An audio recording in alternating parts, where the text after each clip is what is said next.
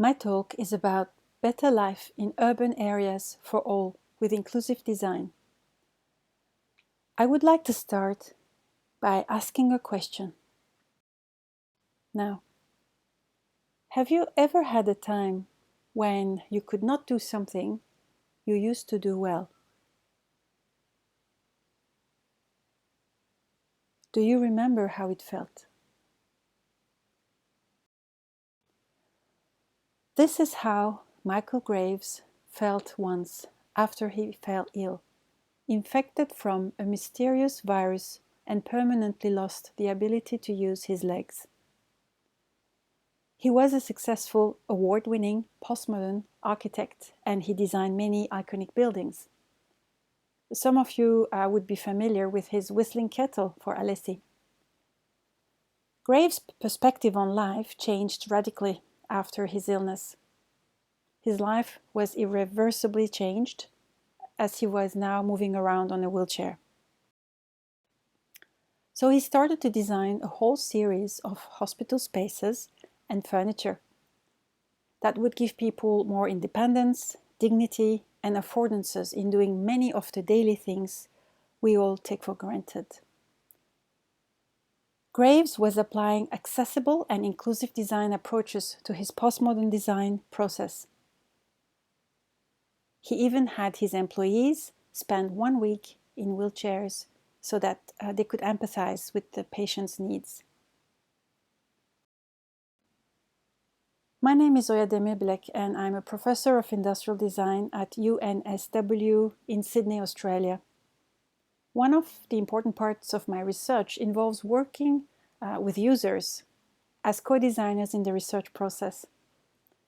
And this has mostly been with older people. In the left image, we were exploring older participants' engagement with virtual reality and getting their feedbacks on how they related to a virtual reality environment of a bathroom. The image on the right shows a co-design session on kitchen appliances with a younger group of people, and these were people who love to cook. And I also love to teach about empathy, inclusive design, and design research methods. I also teach in a multidisciplinary, fully online course called Re-Enchanting the City, a course that is a byproduct of a massive open online course, a MOOC, that we designed a few years back. And this MOOC is one of the main reasons why I'm interested in the topic of my talk. 6 years ago, when I was the Associate Dean of Education, we designed and offered this global MOOC. This course discusses the collaborations of built environment professions, and we did this through a case study, Central Park in Sydney. We focused on the complexities of design and development in large-scale urban projects, and on the many ways hyperdense cities can be designed to be green, livable, and poetic. The course was successfully delivered in 2016 on FutureLearn to 9,169 learners from 60 different countries, and it received top rankings for career advancements for urban design, landscape design, and interior design, among similar global courses. It is still offered at UNSW as a general elective. Coming back to how Michael Graves felt, most common disabilities are invisible. Actually, 80% are invisible, such as arthritis, musculoskeletal problems, heart disease, respiratory problems, mental illness, and nervous system disorders. And any one of us can become disabled or overcome a physical or mental disability in a lifetime, which could make us permanently disabled or temporarily disabled. For example, a person talking on their mobile in the street crossing a red light is considered situationally disabled. Globally, how big of a market am I talking about here? Well, This market is estimated at 1.27 billion consumers, almost as big as the market in China. That makes 1 in 5 people and includes older people and people with various disabilities. And these people are not alone. They have family, friends, and carers. So add another 2.3 billion people and you have 1 in 3 people affected in some ways by disability. And this becomes quite complicated in a context where we are predicted to reach 9.4 billion people in 2050, with close to 17% of this being over the age of 65, and 75% of the people expected to be living in big cities. Cities that today cover 3% of the Earth's land, with more than half of the population already living there. Amid this rapid urbanization, city dwellers have lost touch with nature. This image is from Guangzhou, China. It reminds me of a quote from William Gibson, who was saying, "The future is already here. It's just not evenly distributed." And these light areas are where people mostly agglomerate.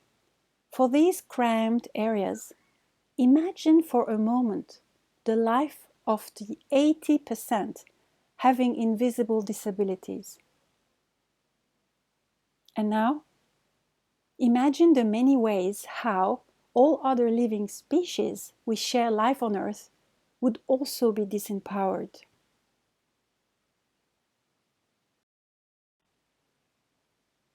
This is one of the very first pictures of Earth as seen from the Apollo 8 crew in 1968.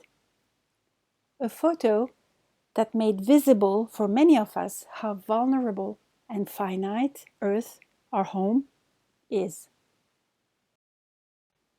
Now let's get a bit closer to Earth. Do you see the large white area? Now, this could easily be a scene from Blade Runner 2049. Yet, this area is in the Mediterranean coast of Spain. This is the largest concentration of plasticulture greenhouses in the world. It's in Almeria, and it's covering 400 kilometer squares. On the one hand, it is bringing a rise in living standards and producing tons of fresh fruits and vegetables. Yet these greenhouses also have a devastating environmental impact.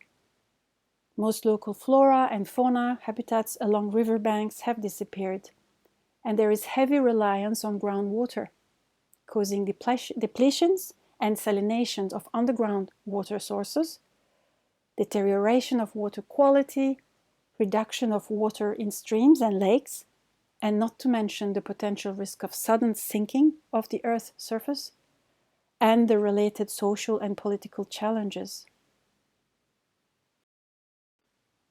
We are indeed reliant on the finite and limited thin area around the Earth, the crust, called critical zone by French philosopher Bruno Latour.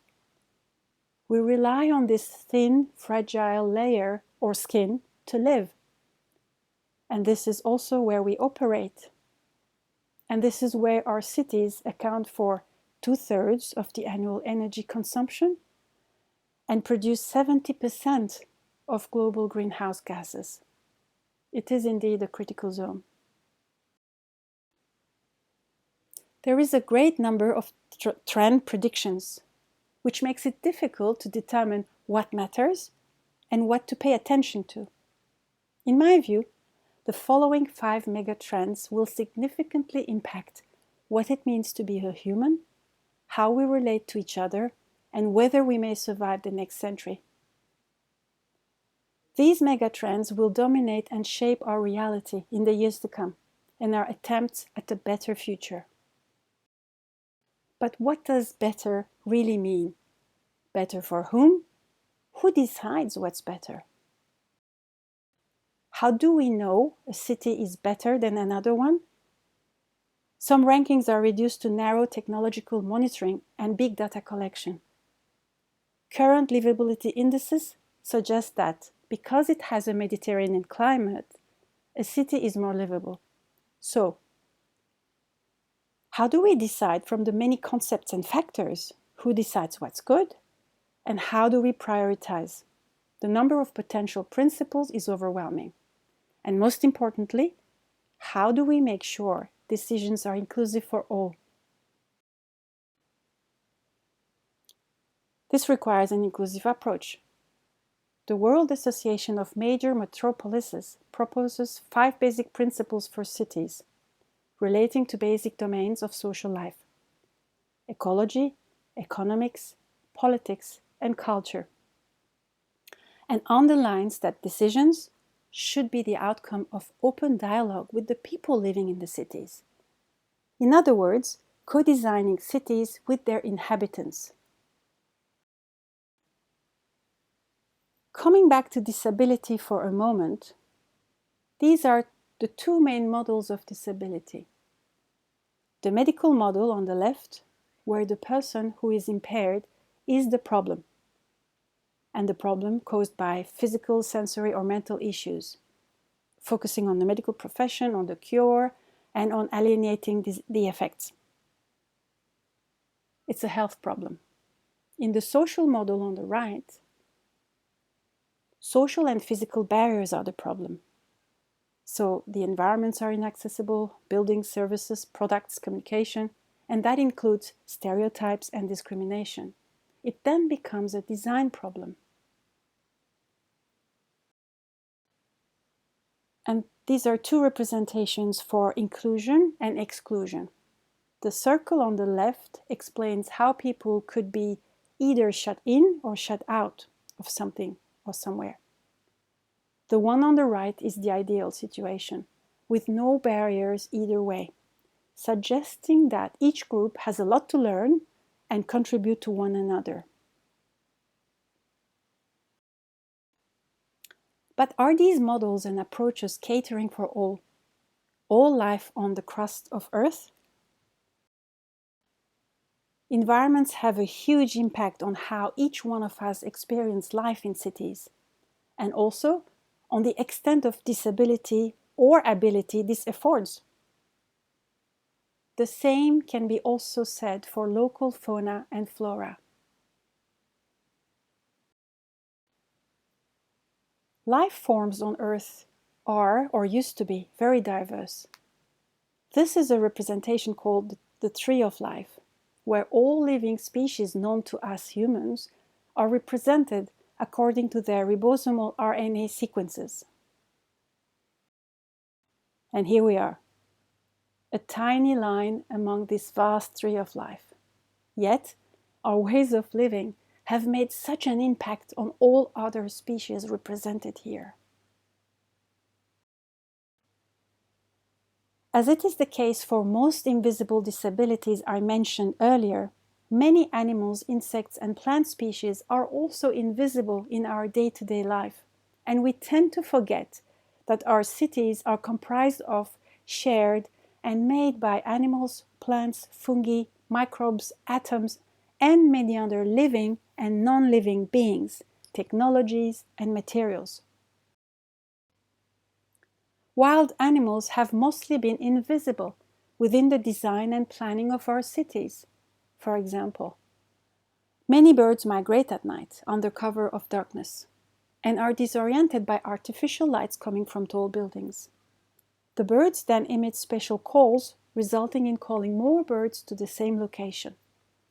Most birds will then collide with buildings and die. The more light there is, the more birds collide and die.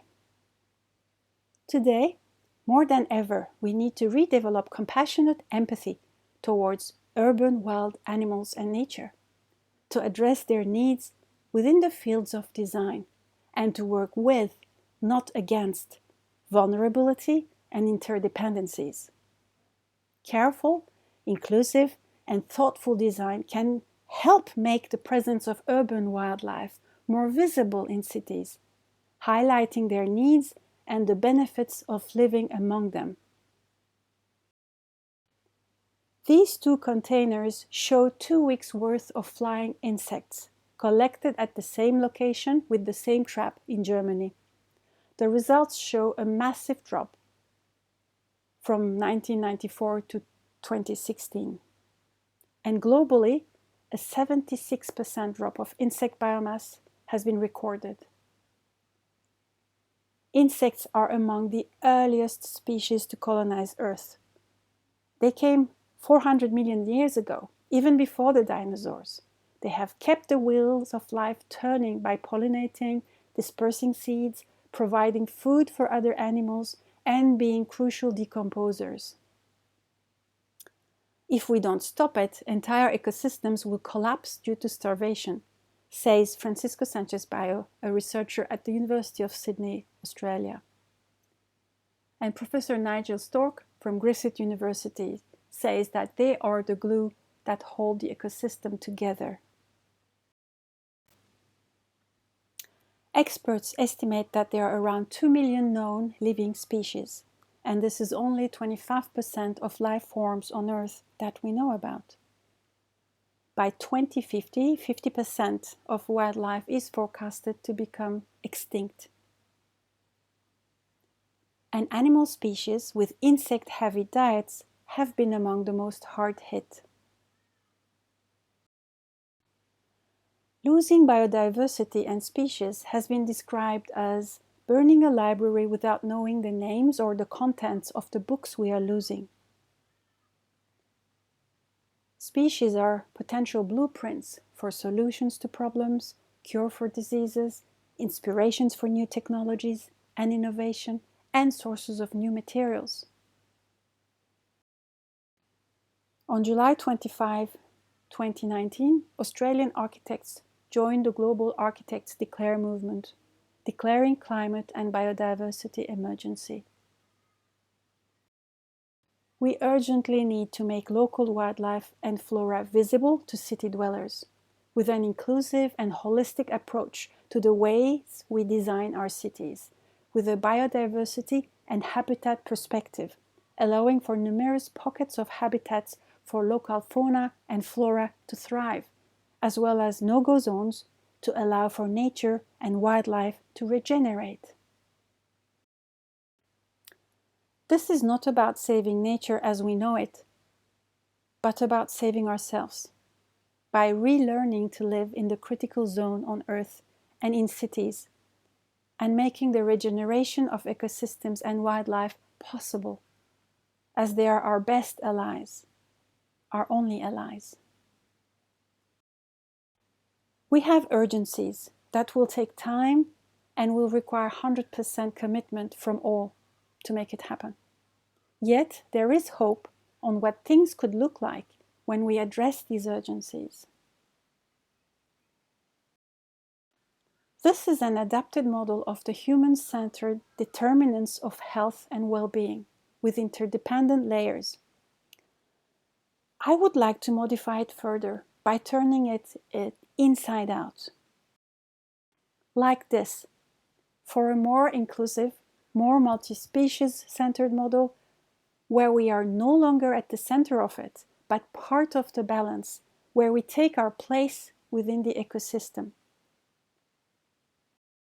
For this to happen, we need inclusive design approaches that will help us see and make visible the invisible, and develop compassionate empathy for all living species, with sustained engagement with all components of the critical zone we live in.